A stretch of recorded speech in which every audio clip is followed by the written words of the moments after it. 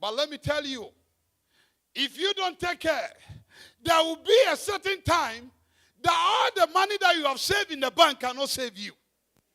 You will go through certain things that within a twinkle of an eye, those things can disappear.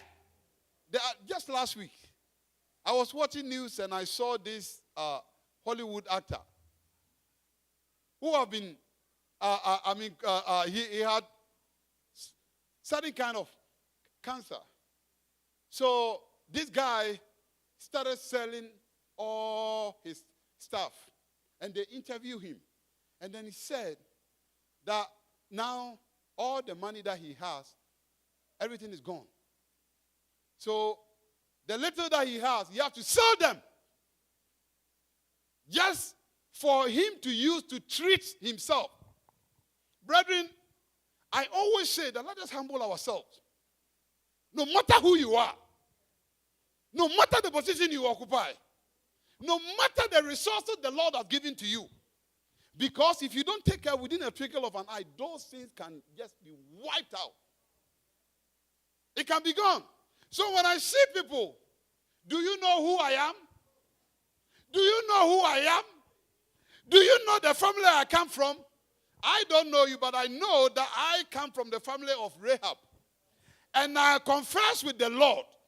And I know that the God who delivered me, that same God will take me to where I am going. So it doesn't matter whatever that you are doing. I don't care about what you are doing. I am trusting in my God. And Jesus Christ is the one in me. And he will lead me to the promised land. That is what we have to say. That is what we have to say. When God begins to see that you are depending and relying on him, God makes things easy for you. Hallelujah. God makes things easy for you. So one, Rahab confessed, he had a confession of agreement with God. Two, he cooperated with the ambassadors of what? Of God. Cooperation. How many of us are able to cooperate with our pastors here? How many of us will be able to cooperate with the ambassadors of Christ here? Even when a man of God is giving advice and commandment, people will turn it around, twist it. They will use it to lambast the man of God. Rahab didn't do that. He cooperated with what? With the ambassadors of God. Hallelujah. And he had that kind of conviction without any anxiety. That's what Rahab did. He had conviction without what? Any anxiety of what? Of godless. That is what Rahab did. And what did Rahab did? Rahab was what? He was also consistent in the assurance with the Lord. Very consistent, believing in him. That once Joshua had opened his mouth to promise him, he knows that it will come to pass. I pray to God that many of us, whom we have received a lot of prophecies upon prophecies upon prophecies, but we are not seeing the manifestation. Just keep on trusting in the Lord and look up unto him, that God will visit you. Hallelujah. God will visit you, because remember that we are not fighting against flesh and blood. The enemy is also fighting against you. But the Bible says, for the weapons of our warfare are not carnal, but they are mighty through God to the pulling down of strongholds and casting down imagination of everything that rises up against the will of God. That is where my team came from. 2 Corinthians chapter 10 verse 4. Brethren, that is what we are fighting against. But you need to pull it. You need to pull it. It's a force. So if you also don't work, if you don't counteract, the enemy will overcome you. But I pray to God that all of us here, we will see that since the weapons of warfare are not carnal, then we will continue to fight and fight and fight until we see the hand of God. And Rahab, he was also constant in abiding within what? The gatherings of the Lord. And if you trace it very well, Jesus Christ came from that tree. Because of one person's faithfulness. Because of one person's faithfulness and believe and trust in the Lord. Because of that, that's why all of us have been able to what? Been born again. There are many of you here. Maybe when you were coming here, your family, you are the only person who came here first. But God is depending on you to change the rest of the family. But you have gotten here. And you are eating burger. You have ate burger. Everyday burger. You don't even remember those at home. Because you are free. You sit there. The day of reckoning will come. You go on retirement. You go and meet them there. You see what they will do to you. Even when you are sending them money or you are helping them, they want to kill you. And you did not do anything, that you end up with them. My goodness. Jehovah.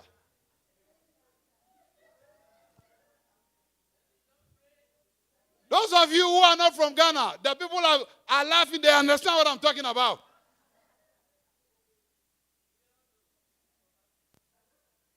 That's why there are many of them, when they go, they don't even want people to know that they are there. They build a house, they give that house to them, but they will go and sleep in a hotel and eat from there. Abide. Hallelujah. Abide. Abide in the Lord. And Rahab also confined from what? From the adversaries of God. Because he knew that God was going to take over the city of Jericho, so he did not join together with his own people. But he separated himself from his people and then joined with the people of God.